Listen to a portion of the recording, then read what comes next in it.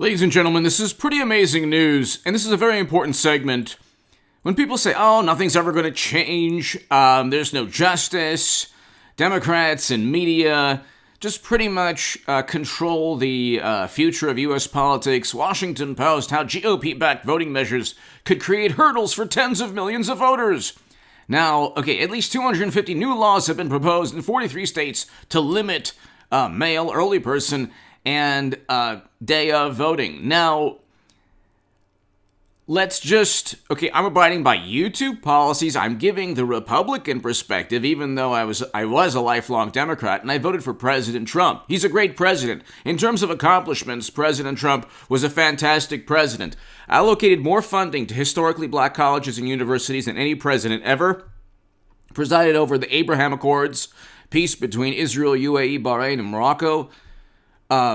The first president to step foot in North Korea to begin détente between North and South Korea. President Moon Jae-in of South Korea stated that Trump deserved the Nobel Peace Prize. We had record low unemployment throughout most of President Trump's presidency. We're seeing now the Democratic governors of Democratic-run states preside over the absolute worst outcomes in terms of the past crisis with the absolute worst economies. That's not Trump's fault. Okay, the best outcomes are in red states. You can look at the New York Times statistics.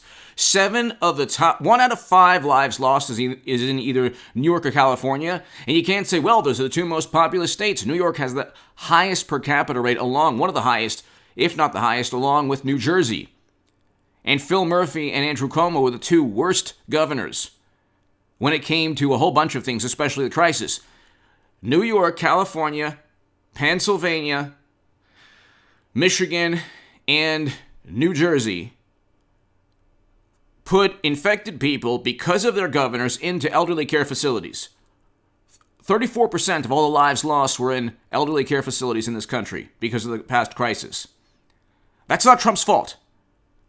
Those 5 governors, especially Cuomo and Phil Murphy and Whitmer, preside over catastrophes with infected people being sent into elderly care facilities. That's not Trump's fault. Now, he signed an executive order combating anti-Semitism on college campuses. Trump did. President Trump renegotiated NAFTA into the USMCA. Better for American workers. Much better. He ripped apart the Trans-Pacific Partnership and implemented tariffs instead. Okay? These are things that a lot of progressives wanted. Anyway, he was a great president in terms of accomplishments. His rhetoric, it was a double-edged sword. If Democrats and media said his rhetoric was so toxic, then why did they obsess and amplify everything he said for political points? So they played this duplicitous game. They obsessed over everything, added words that he never added intent, removed any context possible. He never called the 1930s and 1940s Germans fine people. Within the C-SPAN quote, he's literally condemning them. And you don't move the embassy to Jerusalem, by the way. Chag Sameach, and happy Passover to everyone, and happy Easter to everybody. You don't move the embassy to Jerusalem and recognize Golan as Israel's if you are this, horrible, bigoted person, okay? Democrats were the ones who want to implement a boycott. We don't have to get into it. Okay? They're the ones who made the most who stated the most extreme things and rhetoric, and they get away with everything. But again, hit subscribe to this channel right now. This is a very important segment. 43 states. Michigan is one of those states. Georgia is one of those states. And Michigan GOP leader reveals plans to go around Whitmer for voting law overhaul. So that's in Michigan. Georgia, Kemp just signed voting law reform. So the protocols are being changed. There are actually going to be protocols now. If you want to read my writing, by the way, in The Hill, The Huffington Post, Salon, The Jerusalem Post, The Federalist, the Roanoke Times, the Daily Caller, and other publications, go to hagoodman.com. You can see my debates there. But at least 250 new laws have been proposed in 43 states. It's not about limiting anyone's access. Everyone has ID. There's not a person in this country that doesn't have ID, and if you think that a person or a group doesn't have ID, you're a bigoted person. Just like the wonderful, morally superior Democrats who, for some reason, say, oh, this group doesn't have ID. Well, really? Every person in this country can get either a state-issued ID or a driver's license. It's not difficult to get, and it's not that expensive. So why do you think Democrats are against that, aside from the alleged suppression argument?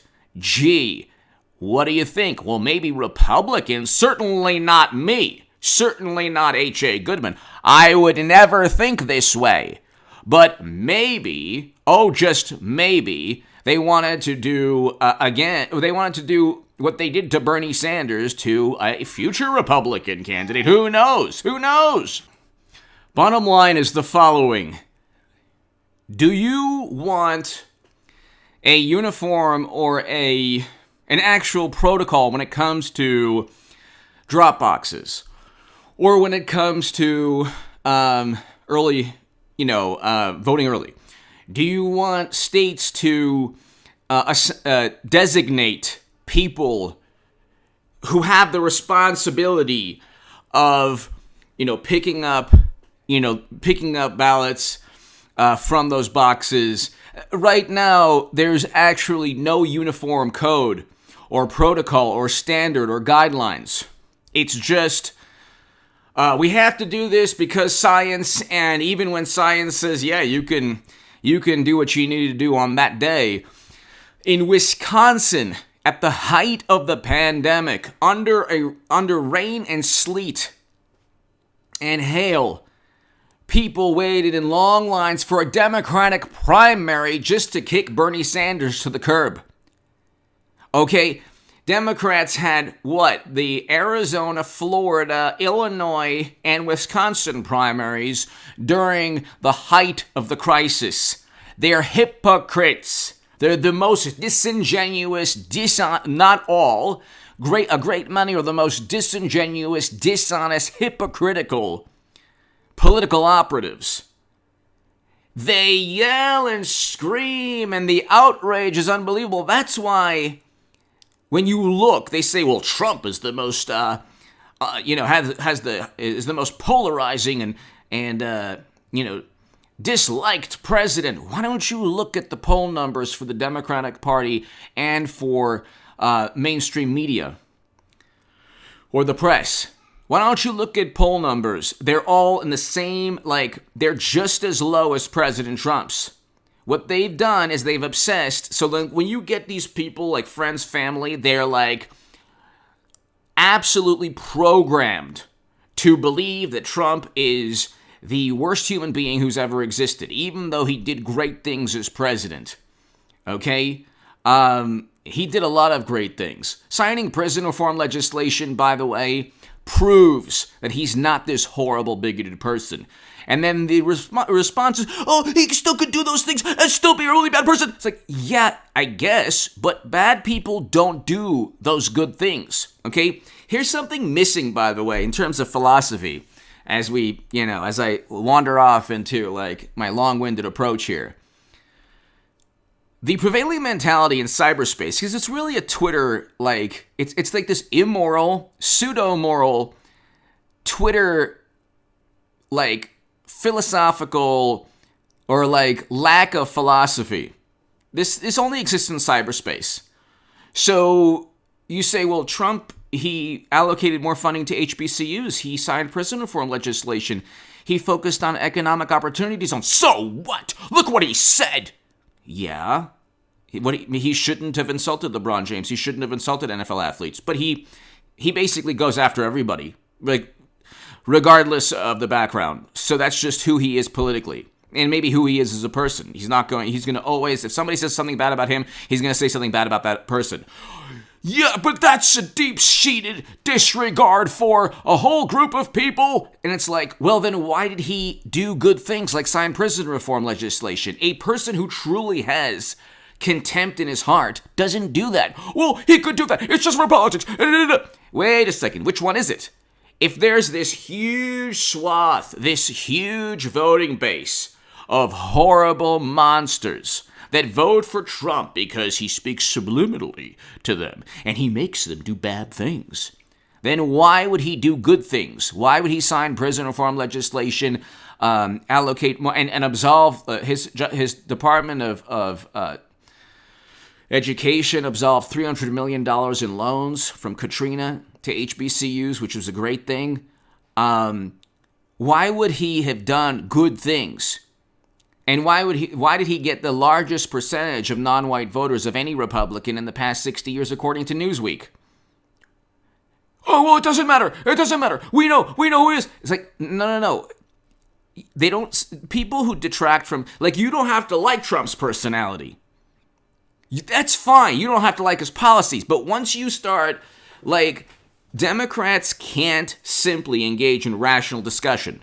They have to equate him to a despot and totalitarian, even though he's the antithesis of those types of political, historical, politicians.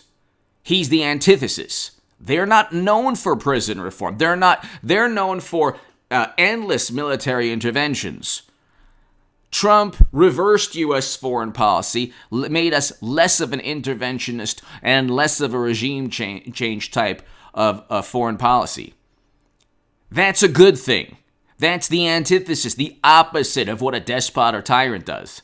But again, his Twitter profile. And look, you have The Atlantic literally conjuring up and making up quotes. He disparaged fallen Americans. How do you know? Where's the evidence? Oh, well, we have sources.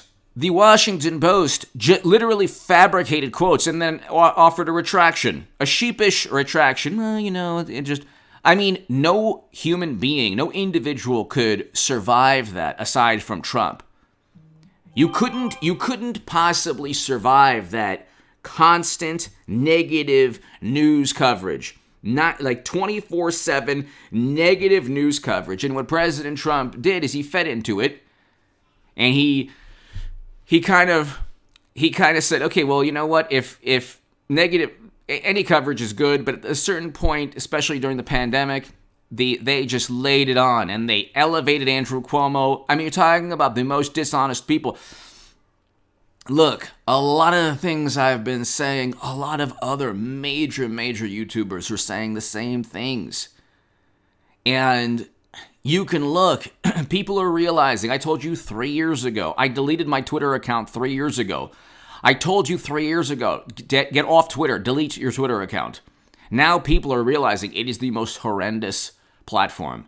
It's just a platform to spread negativity, contempt, disdain, angst, frustration, just negative vibes. If you're walking in a grocery store, you don't know what the person in the aisle next to you, picking up, cookies or whatever, what their political views are, and you don't care.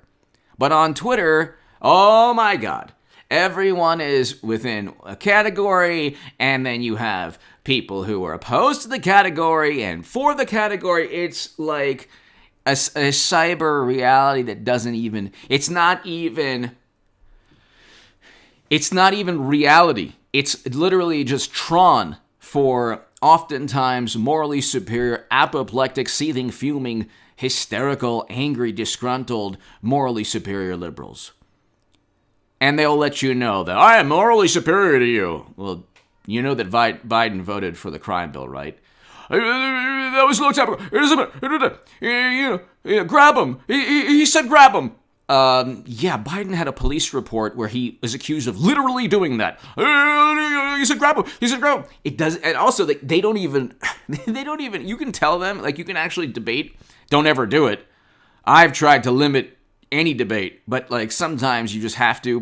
Definitely just don't. Okay, but sometimes you just lose your common sense or wisdom for a second, and then enter into this never-ending debate, and it's like you can tell the derangement syndrome people, like, hey, he did this, that, and Biden did worse. No, I don't want to hear it. I don't want to hear it. No, it's not true. He worked with Russia. It's like, no, he didn't. Oh, you don't trust the intelligence community? No, I don't. They're such good people. They're protecting us. Really? They protected us? WMD, Gulf of Tonkin. These are fantastic people. They've been right. They've been wrong. Tell me when they've been right. They've been wrong on everything. Anyway, give me your thoughts below. President Trump is gaining major monumental victories. It's just the Republicans had to be duplicitous. They didn't like Trump. The Republicans did themselves in by not backing a Republican president. Give me your thoughts.